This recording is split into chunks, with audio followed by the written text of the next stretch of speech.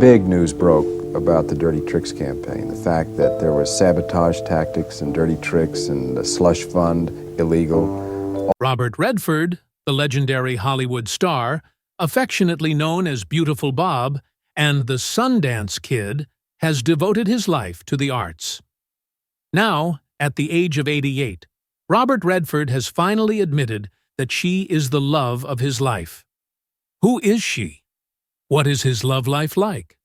How has his 15-year marriage survived? Let's explore the fascinating story behind the legend Robert Redford. But first, let's learn about Robert Redford's inspiring journey from a difficult childhood to a stellar career. Robert Redford, one of Hollywood's biggest stars, had a challenging childhood. Born on August 18, 1936, in Santa Monica, California, Robert grew up in a modest family. He was raised by his mother, Martha Redford, and his father, Charles Redford, and he also had an older half-brother, William. Robert's childhood was not easy. His father worked away from home in El Segundo to provide for the family. Robert attended Van Nuys High School, where he befriended Don Drysdale, who later became a famous baseball player. However, academics were not his strong suit, and Robert himself considered himself a poor student. Instead, he found passion and motivation in the arts and sports. Although he did not excel in the classroom, Robert was very interested in creativity and competition. He practiced tennis with Pancho Gonzalez at the Los Angeles Tennis Club, assisting Gonzalez in important matches. After graduating from Van Nuys High School in 1954, Robert attended the University of Colorado at Boulder. There, he joined the Kappa Sigma fraternity and worked at a popular bar called The Sink to make ends meet. However, his college life was not smooth sailing, as Robert struggled with alcoholism, which led to him losing his scholarship and being expelled. This could have been a huge setback, but instead of giving up, Robert turned it into an opportunity to travel around Europe and live in France, Spain, and Italy, which opened a new chapter in his life. During his journey of self-discovery, Robert Redford gradually discovered a deep passion for art. After traveling and living in Europe, he decided to settle in New York, which was not only a cultural center, but also an endless source of inspiration for his artistic career. This city provided Robert with valuable opportunities, especially in the field of painting, when he began studying at Pratt Institute in Brooklyn. In addition, he also took courses at the American Academy of Dramatic Arts. Although he started with painting, the light and atmosphere of the stage attracted him, opening a new path in his artistic career. In 1959, Robert officially stepped onto the Broadway stage in the play Tall Story, marking the beginning of his acting career. He then appeared in other plays such as The Highest Tree and Sunday in New York, but it was not until his performance in Barefoot in the Park in 1963, alongside Elizabeth Ashley, that Robert really received great attention. His role as a newlywed husband in this play made his name more familiar to the public. Robert Redford's career on the big screen began to flourish. In the 1960s, he participated in more than 20 television shows, including famous series such as Naked City, Maverick, The Untouchables, and The Twilight Zone. In particular, in 1960, he had a notable role in the film Rescue 8 as Danny Tilford, a young man suffering from a mental disorder in a crisis situation. This was one of the first roles that brought Robert major recognition and was also an important stepping stone that helped him win an Emmy nomination for Best Supporting Actor for his role in the voice of Charlie Pont in 1963. After starring in his first film, War Hunt, Robert Redford quickly cemented his place in the film industry with his role in Situation Hopeless But Not Serious in 1965. This was a comedy about World War II, in which he starred alongside Alec Guinness. Robert played an American soldier who was wrongly imprisoned by a German citizen after the war, demonstrating his versatile acting ability. That same year, he also starred in Inside Daisy Clover, a film about a famous young actress, in which Robert played a bisexual role, one of the most challenging roles of his career. The success of these roles helped Robert Redford receive the Golden Globe Award for Best New Star, an important milestone in his acting career. Following this success, he was chosen to star opposite Natalie Wood and Charles Bronson in This Property is Condemned, set in 1966, a work directed by Sidney Pollack. In the film, Robert continues to play the role of Natalie Wood's lover, a fascinating and complicated love relationship. What other movies did Robert feature in, and what was his breakthrough? If you want to know, keep watching.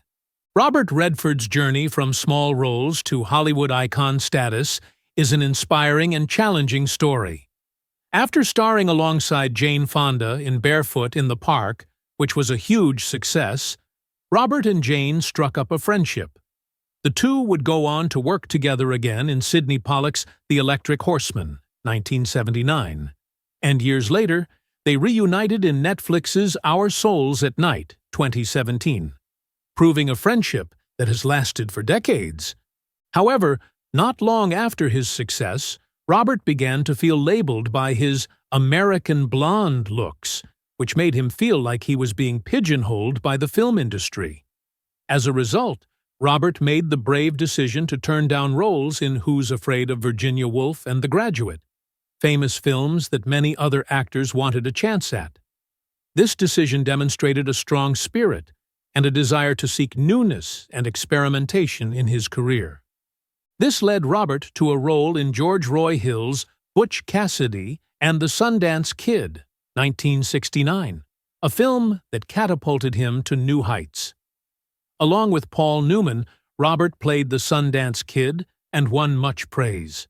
The film was not only a commercial success, but also brought him the BAFTA Award for Best New Actor, a worthy reward for his efforts and talent in 3 films, including Downhill Racer, Sundance Kid, and Tell Them Willie Boy Is Here.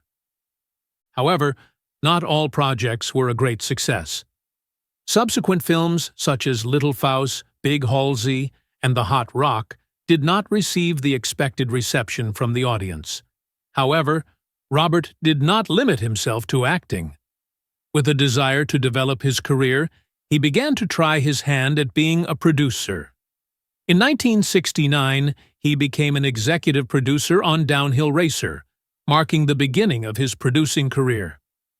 Robert continued to produce other films such as The Candidate, 1972, a political satire that did moderately well at the box office and was well received by critics.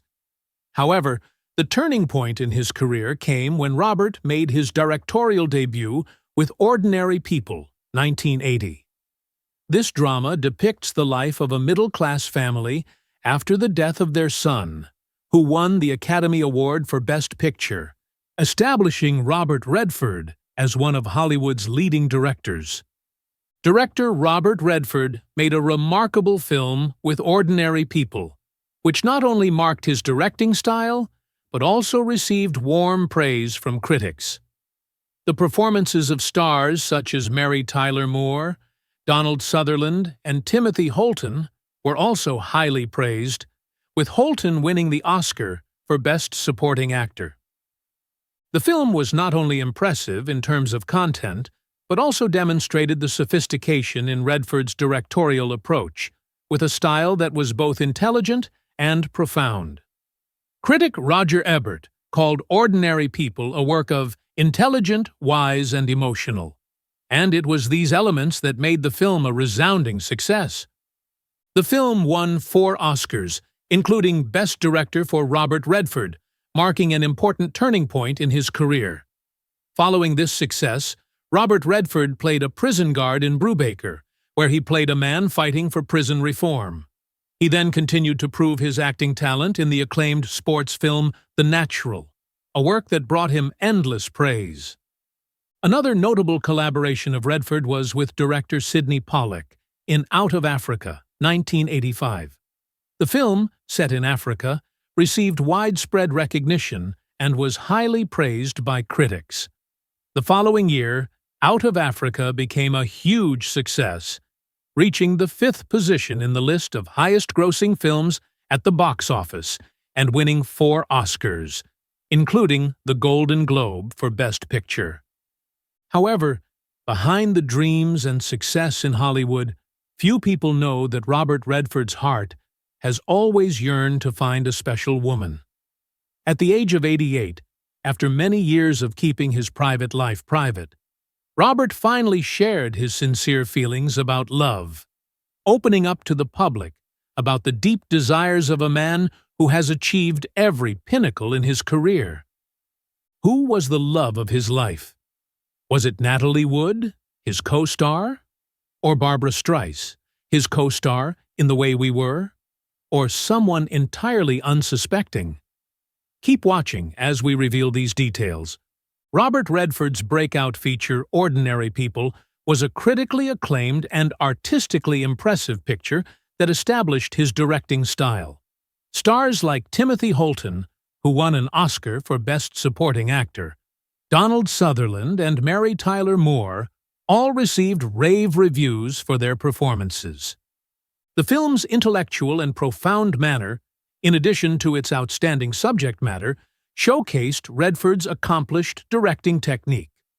Ordinary People was praised by critic Roger Ebert as being intelligent, wise, and emotional, and it was precisely these qualities that contributed to the film's immense popularity. Robert Redford reached a turning point in his career with this picture, which won 4 Oscars, including Best Director. In the film Brubaker, which followed, Robert Redford portrayed a prison guard who was involved in a movement for jail reform. Following this, he continued to demonstrate his acting chops in the critically acclaimed sports film The Natural, for which he received ceaseless accolades. Out of Africa, 1985, another film in which Redford collaborated with Sidney Pollack, is another famous example, 1985. The critically acclaimed and well-acclaimed film took place in Africa. The next year, Out of Africa was a smashing success, earning 4 Oscars, including Best Picture, and placing 7th on the all-time box office earnings list.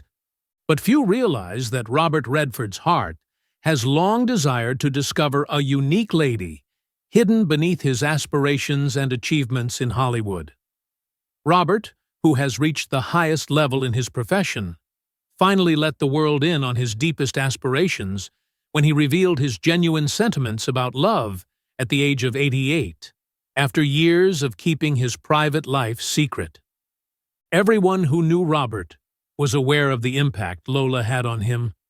Even Brendlinger acknowledged that Lola's impact on Robert was remarkable. Her emotional swirl was only slowed down. He was really lucky to have her. He stated they were polar opposites, yet they worked well together. Lola subsequently acknowledged in an interview with the Utah newspaper that they had a better start as honest individuals, which explained why their relationship was different back then. Nothing at all related to dates was present. The reason you don't get to know one other on a date is because you're too nervous to do your number, she said, and you want the man to believe you're tidy. But Robert agreed with her and went so far as to say that Lola was the one who had saved his life. He felt secure opening up to Lola about everything, unlike with his family, who he couldn't be honest with. Robert also appreciated Lola for her religious beliefs. Her story was captivating to me. I was open to it. Did Lola's presence mark the beginning of Robert's healing journey? Let's find out. Robert had already persuaded Lola to spend her honeymoon weekend with him by the time July rolled around. The two had talked their way into falling in love with one another. The power that comes with love was driving them forward, and they were enamored with one another. Sadly, Lola's parents discovered their plans and dispatched relatives to Los Angeles to investigate. But, by the time they arrived, the two had already embarked on their journey across the river. They had too much in common to let go of their affection for one another, and they were in love. Robert and his companion were kicked out of their apartment in Varwood. Even though their lease had ended, he and Lola continued to communicate with one another through the mail. Robert was mostly motivated by Lola, and he was primarily committed to Lola as a result of the decision that he and Lola made to establish their life together in New York. However, this existence was going to be characterized by a lack of financial stability. Because of Lola's religious beliefs, Robert felt that he was pulled to them regularly. This was a situation that was ironic since Robert was not the sort of man who was religious. One of the factors that led to his indifferent attitude toward religion was the fact that he had a sense of betrayal from God when he lost his mother. On the other hand, he was fascinated by the Mormon Church since he found himself interested in the tale behind it. The Mormons, he claimed, were responsible for the construction of a great kingdom, and their views were based on a type of voodoo logic. Nevertheless, that was not the only aspect of the Mormon Church that piqued Robert's interest. On top of that, he was fascinated by their morality. Robert was impressed by the orderly way in which they lived their lives, and at the time, this notion struck a chord with him because he desired to live a rational life, and Mormonism provided him with a temporary solution to this problem. In contrast, Lola's parents were not in favor of the concept of their daughter marrying a person who was not a member of the Mormon faith. This is similar to the situation that arises in partnerships between two people who come from different backgrounds, particularly in terms of gender or religion. As for Robert, he was unmoved. As a result of his desire for Lola to forego her academic career at BYU and instead elope with him, he unintentionally went against the desires of her parents. Lola was aware of how dangerous this situation was, and she and Robert attempted to find a middle ground. By securing her agreement, she would consent to a double ceremony, one of which would be casual and the other would be Mormon. On August 9th, Robert tied the knot with Lola, who was 19 years old, in a ceremony that lasted about 5 minutes and took place at the Heather on the Hill, a small chapel located in Las Vegas. At the beginning of their life together, Robert and Lola did not know what difficulties they would encounter. Because things did not go according to plan, 5 weeks after the formal Mormon ceremony that took place at Lola's grandmother's house, Lola was always on edge. Even though Robert did not have a single penny to his name, he requested another person to have faith in him. It's possible that Lola had not considered it in this manner. By Christmas, however, the couple discovered that they would soon be expecting a child. As a result of this news, they were confronted with an extremely distressing reality, and they were unable to avoid the truth. It was impossible to rely on any financial resources. There was a great deal of worry in response to this happy news, which was anticipated to mark the beginning of a new era and the commencement of a family. On the 11th of September, Lola gave birth to their son, who was named Scott Anthony. Wayne, who was still a toddler at the time, recalls how Robert was so kind and welcoming when he first met him. Lola's brother was a youngster at the time. Bob was thrilled by the fact that Mormon homes are friendly to children. And that's the thing. He had a fun nature. The box was checked off for Robert in that regard. Even though the entire family was opposed to his marriage to their daughter, there was one thing that they could not argue about: how much of a wonderful father he would be. We are saddened to report that baby Scott went away suddenly. The baby had passed away unexpectedly soon after the family had relocated to a somewhat larger apartment on West 93rd Street. The baby had been a victim of sudden infant death.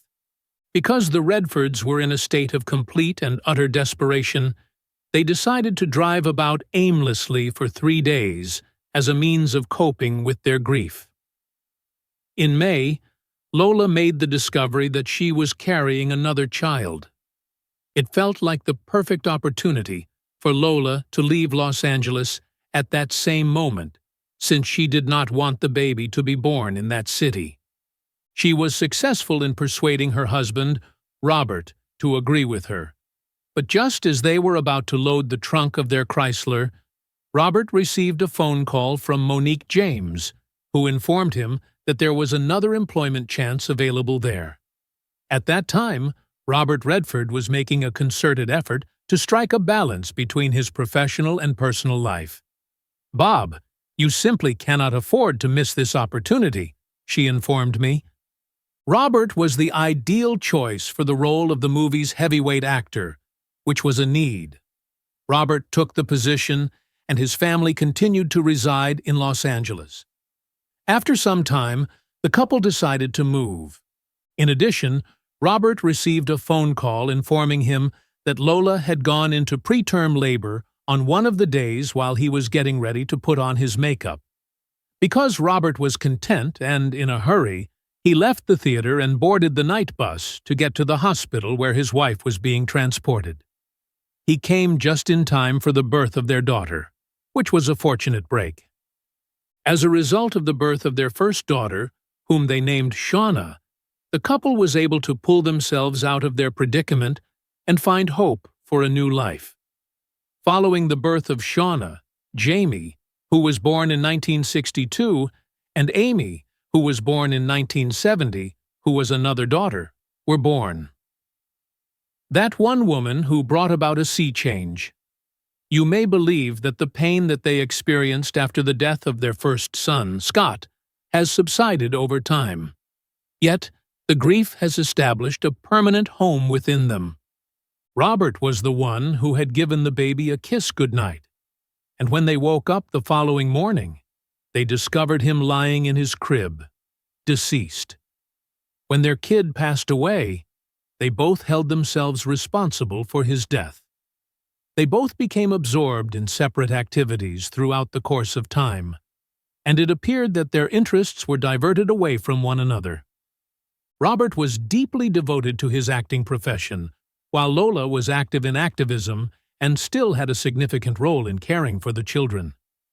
As time went on, he stopped showing up at home and eventually began avoiding Lola's group as well. According to Mike Frankfurt, Redford's new hobbies and their separate lives made this unavoidable. He made the observation that those women's journeys started and ended there. Only the law and dimension piqued Bob's curiosity. They began to separate in that sense at that same instant. In the end, their marriage collapsed under the weight of their problems. Robert thought about how his marriage had crumbled despite his and Lola's best efforts to salvage it. You take a look at things when they're not working. So, I was thinking about social illnesses, analyzing human behavior, and drawing correlations. Kathy O'Rear, a 35-year-old Irish woman from California, crossed Robert's path as he began this new chapter in his life. There was one thing about her that Bob thought was the most attractive thing about women. Not only was she very funny, but she was also the nicest person he had ever met. They hit it off on set, and then they became close friends during wardrobe changes. She took the position of Robert's ex-girlfriend, Sonia Braga. At the age of 36, Sonia was named by the tabloids as the reigning queen of Brazilian soap operas. Robert and Kathy's relationship ended on a positive note. His extremely upbeat demeanor was noticed even by Bernie Pollack. Nevertheless, Robert's domestic arrangement with Kathy became more of a chore than a true love story as time went on. To get out of this situation, he went into seclusion and spent more time at his kids' houses. However, Kathy spared no effort in her pursuit of maintaining the connection. She attempted to keep up by sending sermons and letters. On the other hand, their lives were interdependent. Even though Kathy's father was abroad in the hospital, she was able to spend time with her mother in Florida. They were just too different, according to a family friend, which is why their romance ended. Robert, however, met Sybil Saggers not long after his romance with Kathy ended. Byle was a beloved figure in the community. She was in her mid-30s, had black hair, and enjoyed skiing and riding. She moved to the West Coast to pursue her art, after working in New York and London for the Andrew Lloyd Webber Company. They had first crossed paths at Robert's Sundance law business. Their very contrasting personalities and natures stood out as the most striking difference between Byle and every other woman Robert had dated. A close relative of Byle's characterized him as an accomplished artist, who was also well-read, funny, and quite active. She refrained from pressuring Robert. What this means, according to a family acquaintance, is that she is not the type of woman to just wait for him to call. She moves on with her life and art, and he adores the independence she gives him. Their connection flourished, but Robert soon found himself in hot water, and he began to withdraw. This was Robert's only thought as Sundance teetered on the edge of bankruptcy. He had built his business from the ground up, but now it was about to fail. An important character in Robert's life, Byle, decided to bring him home to Hamburg in the hopes of distracting him and reviving him. She offered the idea of an impartial examination of Robert's financial records as a means to assist him. For a number of years, Robert Redford had trusted his buddy Reg Gibson with the responsibility of overseeing his financial and real estate dealings. Reg enjoyed interacting with them since he was always courteous. Their friendship has endured for a long time, which might explain this. Robert never bothered to ask Reg about the specifics of the costs he had incurred while he was gone on set. He just didn't see the need to do so. Because of this, they ended up drowning in debt. After realizing his error, Robert learned that lesson. The Sundance Institute continued to operate as an artistic organization despite the dubious financial stability, even if the Sundance Group's ambitions of controlling the independent feature market had mostly fallen through. Robert Redford remained dedicated to restoring the company's previous level of prosperity. Lucky for Byle, the chief executive of IMG Artists and the man behind the Tuscan Sun Festival saw his skill. A California edition featuring the finest in culinary arts, literature, and music would be launched.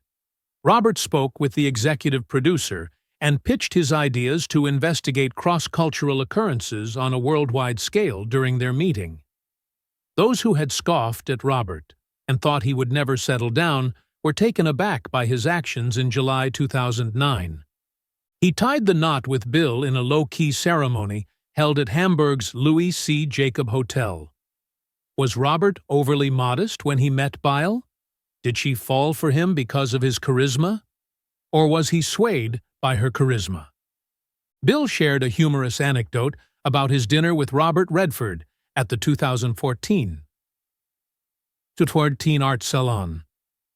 Upon receiving an invitation to dine with friends, her nervous breakdown began the moment she realized she had never seen a film in which Robert had a leading role. 2 nights before dinner, Byle committed herself to viewing 15 minutes of each of Robert's films in order to avoiding small chat. Just like the night of supper, Robert refrained from discussing his job. He was equally captivated by the fact that she was completely unaware of his identity. Therefore, this didn't concern him. Robert highlighted that the relationship's fantastic beginning was not colored by success, but rather by the simple fact that it began as 2 humans meeting and connecting as 2 humans. Sybil Zagers's deep influence. The work of German-born multimedia environmental artist Redford has been shown in galleries throughout the globe, including in the US, Europe, Japan, Suriname, Peru, Singapore, and Monaco. Painting with watercolors has been Byle's passion since she was a little girl. As a woman who combines activism with aesthetics, her work has come to reflect who she is. Way of the Rain was a 2013 performance art event that Sybil Zagers Redford created in collaboration with David Thor Johnson, an Icelandic musician and composer.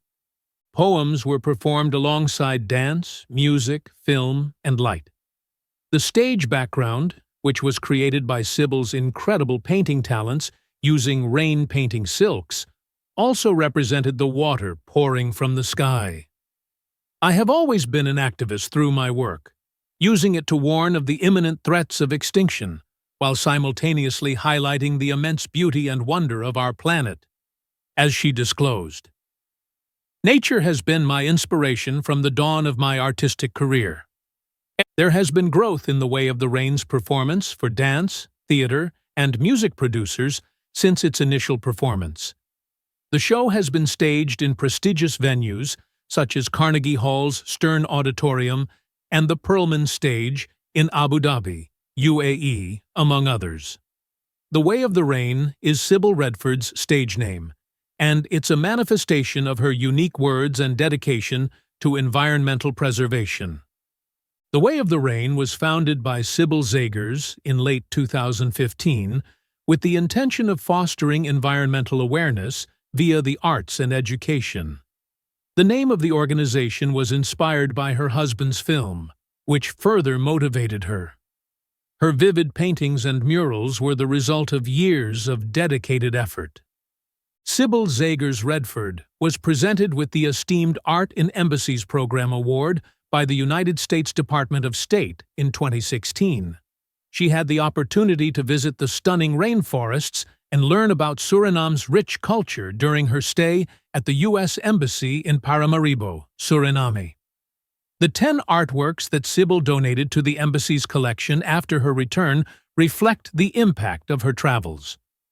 In March 2020, during the COVID-19 lockdown, Sybil Zagers Redford, composer Tim Janis, and environmentalist Robert Redford collaborated to create something special. A video series showcasing Earth's wonders, The Way of the Rain. Reflections on Earth was developed by them. We are sharing our initiative with the world as a gift to help everyone understand why protecting our natural environments is so crucial. Several virtual conferences, including EarthX, UN Oceans Day, EarthX Australia Oceania, and the UN Peaceboat Conference, hosted the series premiere. They took place from April to June 2020 and brought environmental protection to people all around the globe. Our fragile biosphere and the many animals that call Earth home are central themes in reflections on the Way of the Rain. The goal of Zagers.